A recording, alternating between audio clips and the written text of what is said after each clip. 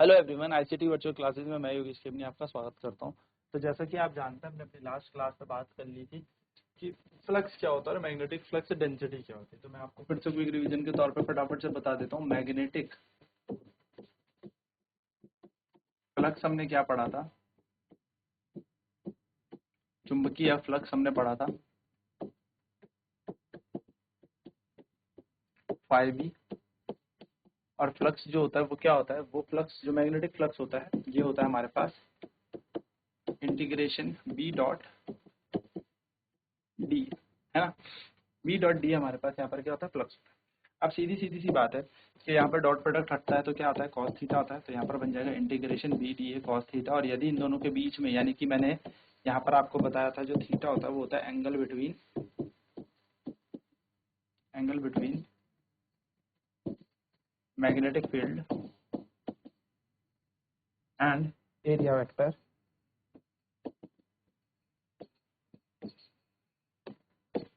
यानी कि यहाँ पर क्या बोला गया है, यहाँ पर बोला गया थीटा जो है वो है चुंबकीय क्षेत्र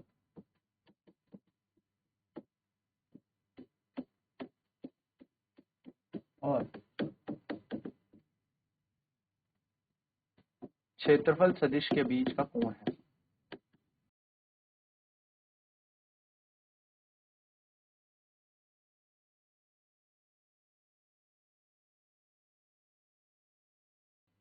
कोण होता है। यदि थीटा का मान 0 डिग्री हो जाएगा तो हमें पता है कॉस 0 का मान कितना होता है 1। तो हम फ्लक्स बोल देंगे, फ्लक्स इज इक्वल टू बन जाएगा integration B D A. B बाहर आ जाएगा तो यहाँ बन जाएगा इंटीग्रेशन डी ए। और यहाँ पर फाइव बी का फॉर्मूला बन जाएगा बी इंटू ए।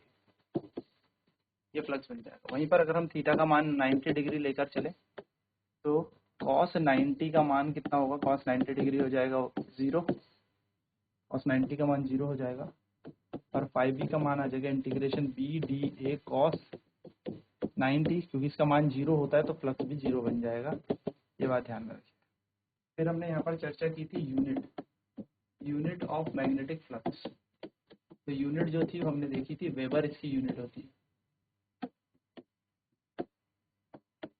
वेबर, इसकी यूनिट होती है। यानी कि फाइव बी की इकाई की अगर हम बात करें, एसआई इकाई की, तो इसका इकाई होती है weber.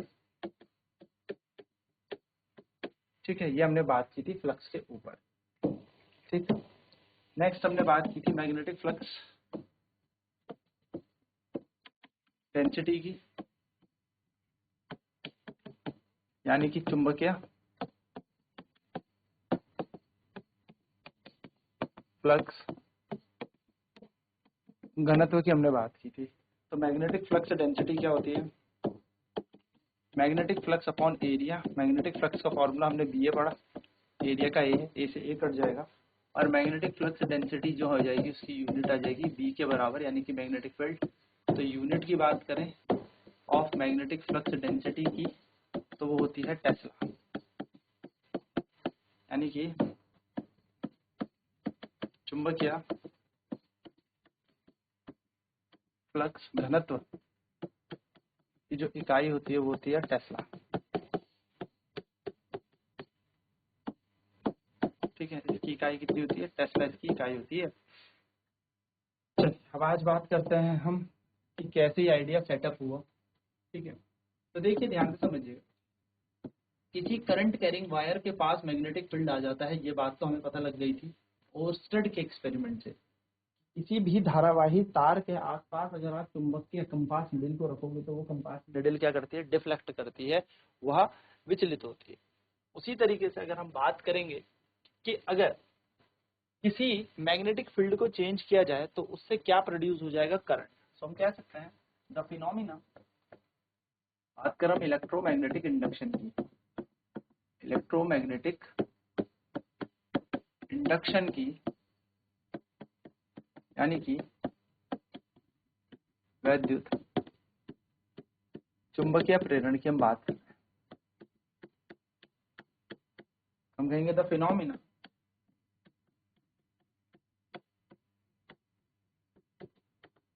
of the phenomena by which on changing the magnetic flux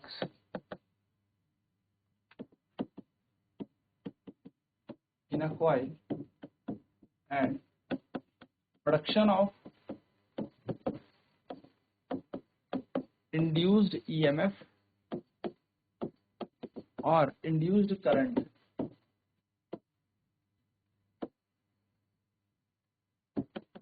in another coil is called electromagnetic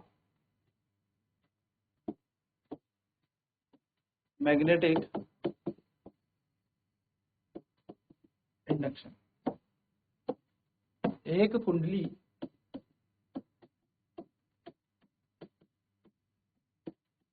में चुंबकीय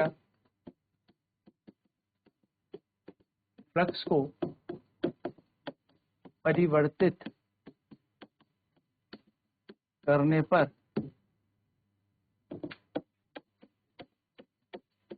दूसरी कुंडली पर प्रेरित वैद्युत वाहक बल या प्रेरित धारा का उत्पन्न होना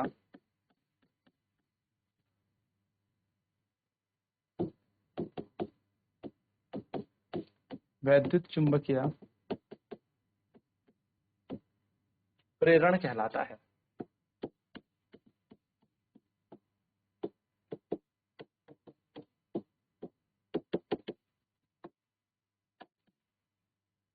The EMF produced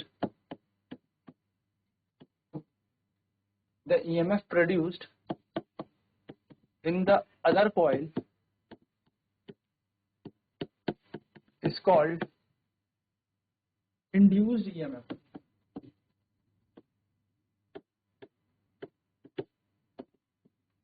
जो वैद्युत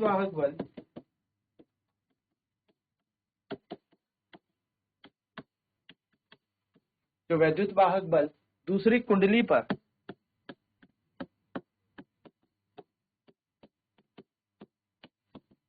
उत्पन्न होता है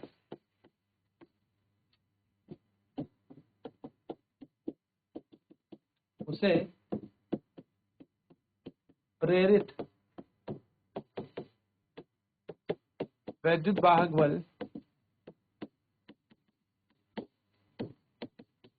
कहते हैं। और वहीं पर हम बात करें the current produced in the other coil is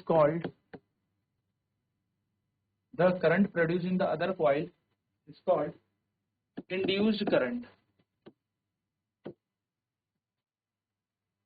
यानी कि दूसरी कुंडली पर उत्पन्न धारा को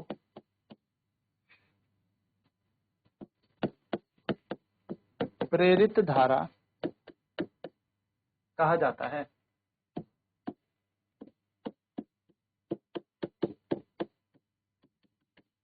चलिए फटाफट से नोट करेंगे कोर कॉन्सेप्ट को, फिर बात करते हैं फैराडेज के नियम की। तो जैसे मैंने आपको बताया जो चुंबकीय फ्लक्स होता है, चुंबकीय फ्लक्स φB होता है और इसका फॉर्मूला होता है B integration B dot DA।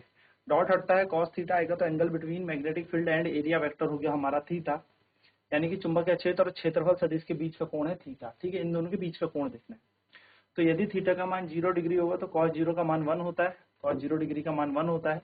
φB हमें मिलेगा B डॉट DA का इंटीग्रेशन A तो BA, और यदि थीटा का मान 90 होता है तो यहाँ पर बन जाएगा cos 90 0 के बराबर, तो φB बन जाएगा हमारा B DA cos 90 0, यानी कि फ्लक्स की वैल्यू आ जाएगी 0। ठीक है, तो φB हमारा 0 हो जाएगा। चलिए फटाफट नोट डाउन करते हैं। तो यूनिट जो फ्लक्स की होती है, फाई बी की जो इकाई होती है वो वेबर होती है, फाई बी की इकाई होती है वेबर, ठीक है।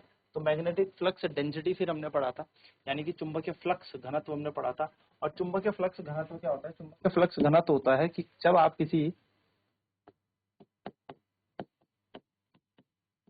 जब आप चुंबकीय फ्लक्स को क्षेत्रफल से भाग देते हैं, यानी कि फ्लक्स पर यूनिट एरिया या magnetic flux per unit area, इसको हम क्या बोलते हैं? मैग्नेटिक फ्लक्स डेंसिटी कहते हैं, चुंबकीय फ्लक्स घनत्व। एरिया से एरिया कैंसिल हो जाएगा और मैग्नेटिक फ्लक्स डेंसिटी बी के बराबर आएगा, ठीक है। मैग्नेटिक फ्लक्स डेंसिटी किसके बराबर हो जाएगा? बी के बराबर हो जाएगा, यानी कि चुंबकीय क्षेत्र घनत्व बी के बराबर हो जाएगा। Unit of magnetic flux density Tesla होती है, यानी कि चुंबकीय फ्लक्स घनत्व की इकाई क्या होती है? टेस्ला। तो टेस्ला क्यों होगी? क्योंकि ये मैग्नेटिक फ्लक्स डेंसिटी बी के बराबर ही आ रहा है, तो इसकी इकाई भी टेस्ला के समान ही है। तो MFD यानी कि magnetic flux density, magnetic flux density का मतलब हो गया मैग्नेटिक फ्लक्स अपॉन एरिया। अगर हम इसकी SI यूनिट की बात करेंगे, अगर हम इसकी इकाई की बात करेंगे तो कैसे आ जाएगा? फ्लक्स अपॉन एरिया का रेशियो होता है, फ्लक्स होता है BA, ए का जगह ए से ए कट जाए, बी के बराबर आ जाएगा ये। इसको हमने क्या बोला? Magnetic flux density. इसको हमने मैग्नेटिक फ्लक्स डेंसिटी कहा। तो मैग्नेटिक फ्लक्स डेंसिटी बी के इक्वल आता है।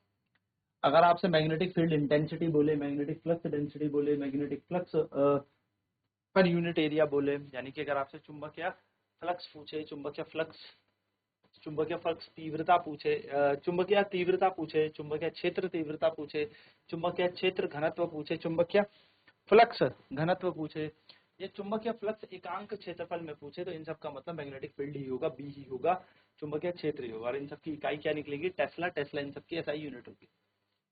फिर हमने क्या देखा? अब बात करते हैं इलेक्ट्रोमैग्नेटिक इंडक्शन की, वैद्युत चुंबकीय प्रेरण की। तो क्या होता है वैद्युत चुंबकीय प्रेरण? The phenomena by which on changing the magnetic flux in a coil, किसी एक कुंडली पे आपने क्या बदला? मैग्नेटिक फ्लक्स को बदला, चुंबकीय फ्लक्स को परिवर्तित किया, और प्रोडक्शन हो गया इंड्यूस्ड EMF का, यानी कि दूसरी कॉइल में। ऐसे आपने सामने दो कॉइल रखी, या उसी कॉइल के अंदर की बात करें तो वहां पर क्या आ गया? इंड्यूस्ड EMF आ गया, यानी कि वैद्युत वाहक बल आ गया। और आपको पता है अगर EMF आ जाएगा तो वहां पर करंट भी आ ही जाएगा। क्यों? क्योंकि EMF क्या होता है? एक सोर्स होता है चार्जेस को फ्लो करवाने का, यानी कि एक स्रोत होता है जिससे आवेश प्रवाह कर सके। तो यहाँ पर इंड्यूस करंट भी फ्लो हो जाएगा। तो इस इंड्यूस करंट को हमने क्या बोल दिया? इस प्रोसेस को हमने क्या कह दिया कि किसी कुंडली पे, इस प्रक्रिया को हमने क्या कह दिया कि किसी कुंडली पे हमने बहुत क्या किया? फ्लक्स का परिवर्तन किया, और फ्लक्स का परिवर्तन करके दूसरी कुंडली पर क्या आ गई? धारा आ गई, या वैद्युत चुंबकीय प्रेरणा, वैद्युत चुंबकीय कह रहा हूँ, वैद्युत वाहक बल आ गया। तो हम यहाँ पर कहेंगे ये है इलेक्ट्रोमैग्नेटिक इंडक्शन, यानी कि वैद्युत चुंबकीय प्रेरण यहाँ पर है। चलिए नोट करेंगे इसे भी।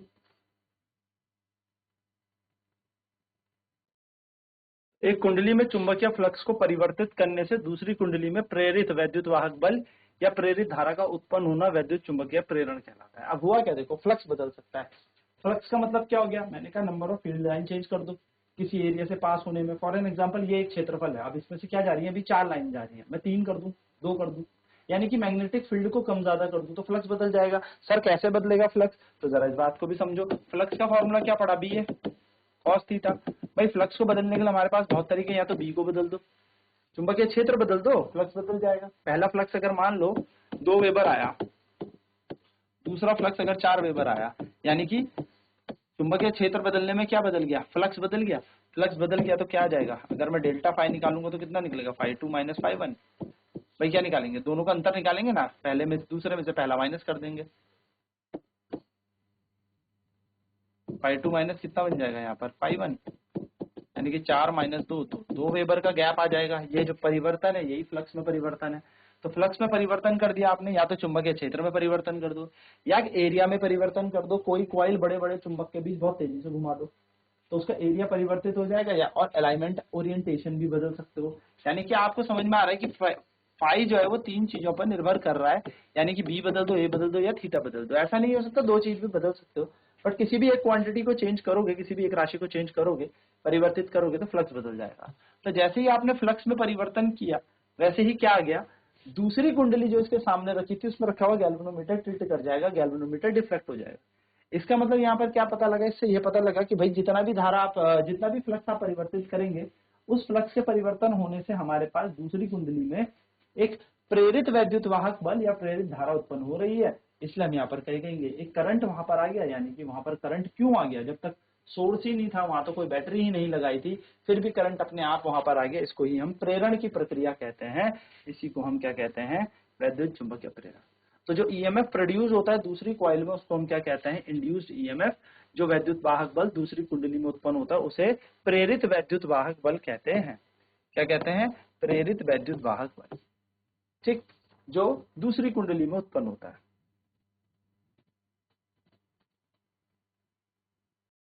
The current produce in the other coil is called induced current, यानी कि जो दूसरी कुंडली है उसमें जो धारा उत्पन्न हो जाएगी उसको हमें प्रेरित धारा कहते हैं। ठीक है, तो जो प्रेरित वैद्युत वाहक बल होता है वही प्रेरित धारा का जनरेशन करता है या उत्पन्न करता है, उसी चीज को। ये बात ध्यान में रखिएगा, छोटी सी बात है पर important. The current produce in the other coil is called induced current. दूसरी कुंडली पर उत्पन्न होने वाली धारा को हम प्रेरित धारा कहते हैं या कहा जाता है। चलिए अब इस पे बात करते हैं, आइडिया आया, जनरेट हुआ कहाँ। तो ये आइडिया जनरेट हुआ था फैराडेज के एक्सपेरिमेंट से। फैराडे का एक एक्सपेरिमेंट था, उस एक्सपेरिमेंट से क्या हुआ, ये आइडिया यहाँ पर जनरेट हुआ। फैराडे जी ने एक चुंबक लिया, नॉर्थ और साउथ यहाँ पर रख लेते हैं, और यहाँ पर एक कुंडली रखी थोड़ी से दूर, यानी एक कॉइल रखी ऐसे, जिसपे इन्होंने क्या किया, एक गैल्वेनोमीटर लगा दिया। अब ये गैल्वेनोमीटर तो तभी घूमेगा जब इसके पास कहीं ना कहीं से मैग्नेटिक करंट आएगा, तभी घूमेगा ना गैल्वेनोमीटर। गैल्वेनोमीटर क्यों घूमेगा, वरना जब तक करंट नहीं होगा गैल्वेनोमीटर नहीं घूमेगा। अब हुआ क्या, हमने इस चुंबक को इसके पास लाने लगे। आपको याद रखना ये नॉर्थ है, नॉर्थ इसके पास आ रहा है, ठीक है। तो जब चुंबक इसके पास धीरे धीरे धीरे धीरे धीरे चुंबक यहाँ पर आएगा, तो देखा इन्होंने ऐसे कि इसके अंदर जो धारा थी वो क्या होने लगी, जब ये चुंबक इसके पास आने लगा। मैं इस कंडीशन में ऐसा करता हूँ, पहले चुंबक नहीं चल रहा था, दूसरी कंडीशन लेके चलता हूँ। जब चुंबक इसके एकदम पास आ गया, यानी कि इसका नॉर्थ पोल इसके एकदम पास आ गया, तो इसके अंदर क्या हुआ, धारा उत्पन्न होने लगी, ठीक है। और धारा ऐसे उत्पन्न होने लगी इसके अंदर, ठीक है। याद रखिएगा धारा कैसे होगी, तो जब ये इसके पास आता है तो ये वाला कोना नॉर्थ पोल की तरह रिएक्ट करता है, और धारा जो हमेशा प्रवाह करती है वो इस तरीके से प्रवाह करती है। अगर करंट एंटी क्लॉकवाइज चल रहा है तो वो नॉर्थ पोल है, कैसा, एंटी क्लॉकवाइज। और अगर करंट क्लॉकवाइज चल रहा है, यानी कि अगर धारा घड़ी के साथ वाली दिशा लेके चल रही है, तो साउथ पोल हम उसको कहते हैं। तो ये नॉर्थ पोलैरिटी लेगा और गैल्वेनोमीटर इधर की तरफ टिल्ट हो जाता है। अब जैसे ही इन्होंने विड्रॉ कर दिया ये मैग्नेट, यानी कि मैग्नेट दूर करने लगे, हटाने लगे, विड्रॉ करने लगे, यहाँ पर अपोजिट पोलैरिटी इंड्यूस हो जाएगी, यानी कि यहाँ पर एक अपने आप ही अपोजिट ध्रुव आ जाएगा। और अपोजिट ध्रुव होने के कारण यहाँ पर जो धारा है वो इस तरीके से प्रवाह करेगी और गैल्वेनोमीटर इधर टिल्ट करेगी। सेम टू सेम इन्होंने जब देखा कि जब मैं साउथ पोल को पास लेके आ रहा हूँ तो धारा इस तरीके से प्रवाह कर रही है, साउथ बन रहा है, और जब साउथ पोल को दूर लेके जा रहा हूँ तो धारा इस तरीके से प्रवाह कर रही है कि जब ये नॉर्थ बन रहा है, यानी कि इधर। तो क्या देखने को मिला, देखने को ये मिला कि जब चुंबक को हम इसके पास या दूर लेके जा रहे थे, यानी कि when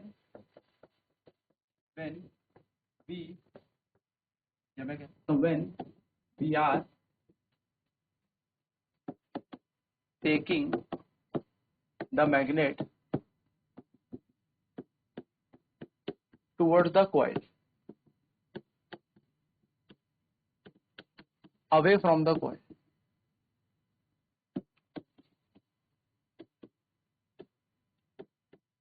the galvanometer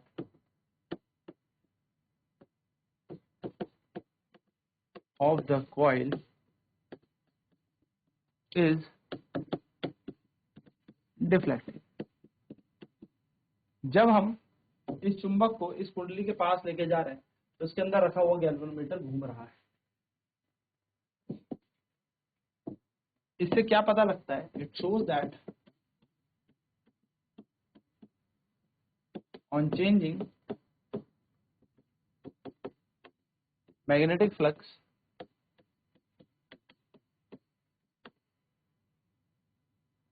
there is an induced EMF oblique current set up in the other coil, बोल सकते इन द कॉइल, क्योंकि हम यहाँ पर चुंबक को मूव करा रहे हैं ना। तो इससे क्या पता लगता है, जब हम चुंबक को कुंडली के पास या कुंडली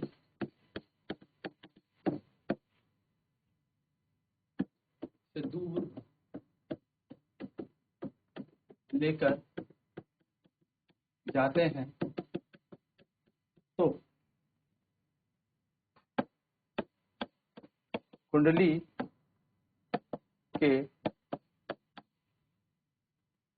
में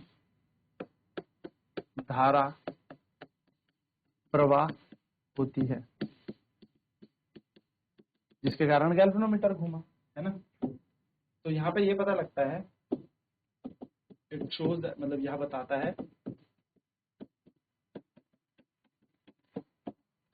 है कि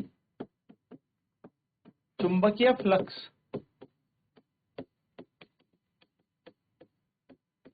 में परिवर्तन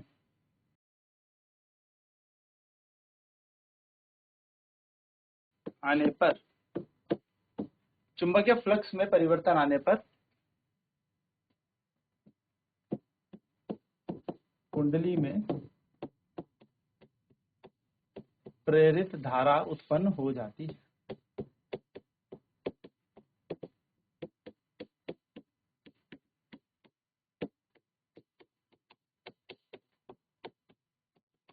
ठीक है, ये बात याद, चले फटाफट नोट कर लेंगे इसे। तो ये बात याद रखिएगा, इस तरीके से बेसिकली अगर आप किसी कुंडली के पास चुंबक को लेके आओगे तो कुंडली के अंदर क्या होगा, गैल्वेनोमीटर डिफ्लेक्ट करेगा, और वो गैल्वेनोमीटर डिफ्लेक्ट कब करेगा, जब उस पर धारा आएगी। तो यहाँ से यह आइडिया तो आ गया था कि फ्लक्स बदलेगा तो धारा जनरेट होगी। अब कितनी धारा आएगी और इसका परिमाण क्या होगा, इसको फराडे के एक्सपेरिमेंट से अब फराडे का लॉ बन जाएगा, यानी कि आप फराडे के नियम को जानेंगे। तो नेक्स्ट क्लास में बात करेंगे फराडेज लॉ ऑफ इलेक्ट्रोमैग्नेटिक इंडक्शन, यानी कि फराडे के वैद्युत चुंबकीय प्रेरण के लॉ या नियम पर हम चर्चा करेंगे। तो आज की क्लास में इतना ही। आईसीटी वर्चुअल क्लासेज में जुड़ने के लिए धन्यवाद आप सभी।